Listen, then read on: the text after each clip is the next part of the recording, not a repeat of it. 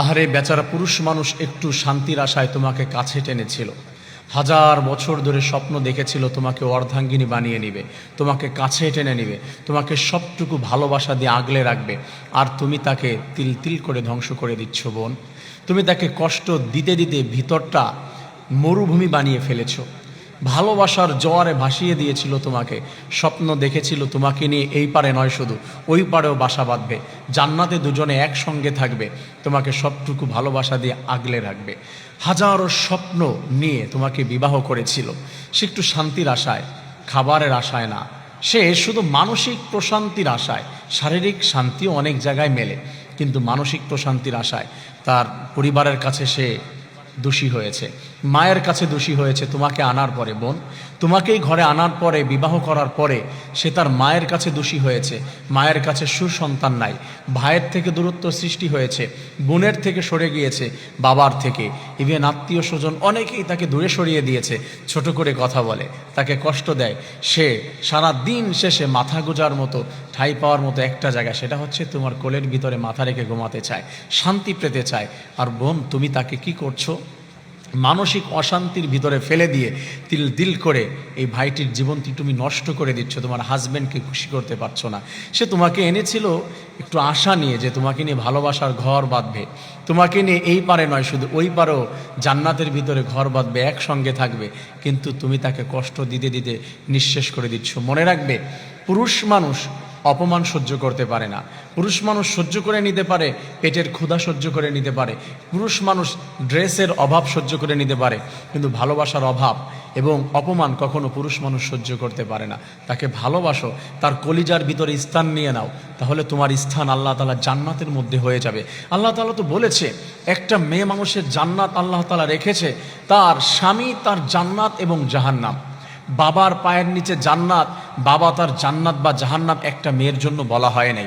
মেয়ের জন্য বলা হয়েছে তার স্বামী তার জান্নাত এবং জাহান্নাম। হাজব্যান্ডকে খুশি করতে পেরেছো মা, হাজব্যান্ডকে খুশি করতে পেরেছো বোন, তোমার জন্য আল্লাহ তাআলা খুশি হয়ে যাবে এবং জান্নাত দান করে দেবে। এই পুরুষ মানুষটা সারা দিন শেষে সমস্ত কষ্টকে ফেলে দিয়ে যখন স্ত্রীর দিকে তাকায়, সমস্ত কষ্ট নিমেষের ভিতরে দূর হয়ে যায়, ভালোবাসার সাগরে ভাসতে থাকে। এটাই চেয়েছিল। সারা দিন শেষে আসবে, এক গ্লাস শরবত দিবে, একটু ভালোবাসা দিবে, দিন শেষে প্রশান্তি দিবে, তাকে কোলের উপরে মাথা রেখে দিয়ে হাত দিয়ে চুলের ভিতরে চিরুনি করে দিবে, তাকে ভালোবাসা দেবে, সুন্দর গল্প শোনাবে, প্রশান্তি দিবে মানসিক। এটাই চেয়েছিল। আল্লাহ তাআলা জানিয়েছে, কোনো স্ত্রী যদি তার স্বামীকে খুশি করতে না পারে তাহলে সে জান্নাতে যেতে পারবে না। তার হাজব্যান্ড যদি সে মৃত্যুবরণ করার পরে বা সে আছে কখনো যদি বলে যে আমি আমার স্ত্রীর প্রতি খুশি, আল্লাহ তাআলা বলে আমি খুশি হয়ে গিয়েছি। কেন? আপনারা জানেন, রাসূল করিম সাল্লাল্লাহু আলাইহি ওয়াসাল্লামের মেয়ে হযরতে ফাতেমা এসেছে। রাসূলকে অবজেকশন জানানো হয়েছে আলীর পক্ষ থেকে, ইয়া রাসূলুল্লাহ, ফাতেমার সাথে আমার খুনসুটি হয়েছে, আমি মন খারাপ করেছি, তার সাথে আমি মন খারাপ করেছি, আমি কষ্ট পেয়েছি ভিতরে। রাসূল ফাতেমাকে ডাক দিলেন, বললেন, ফাতেমা, যতক্ষণ পর্যন্ত আমার জামাই আলী তোমার প্রতি খুশি হতে না পারবে, তোমার হাজবেন্ডকে যতক্ষণ তুমি খুশি করতে না পারবে, ফাতেমা তোমাকে আমি ডিরেক্ট জানিয়ে দিলাম, তুমি আমাকে বাবা বলে ডাকবে না, আমার কাছে আসবে না। কারণ হলো, যদি হাজবেন্ড তোমার উপরে বেজার হয়ে যায়, আল্লাহ তার প্রতি নারাজ হয়ে যায়, আল্লাহও বেজার হয়ে যায়, আমি রাসূলও তোমার প্রতি নারাজ হয়েছি। আলীর মুখে হাসি ফুটাবে, আলীকে তুমি ভালোবাসা দিবে।